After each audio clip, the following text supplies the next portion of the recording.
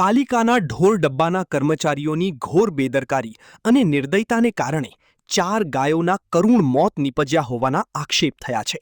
ત્યારે આ ઘટનાની સીધી અસર આગામી પાટણ નગરપાલિકાના 11 વોર્ડની ચૂંટણીઓ પર પડવાના એંધાણ દેખાઈ રહ્યા છે। રોષે ભરાયેલા રબારી અને ભરવાડ સમાજે સત્તાધારી પક્ષ સામે બાયો ચઢાવી છે। જ્યાં સુધી સમાજની માંગણીઓ સંતોષાય નહીં ત્યાં સુધી ભાજપને એક પણ વોટ ન આપવાનો નિર્ણય લેવાયો છે।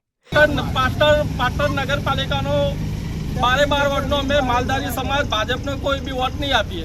સમાજના અગ્રણીઓએ ચીમકી આપી છે કે રબારી ભરવાડના વિસ્તારોમાં ભાજપના લોકોએ પ્રચાર માટે આવવું નહીં તેવા બોર્ડ મોહલ્લે લગાવી દેવામાં આવશે।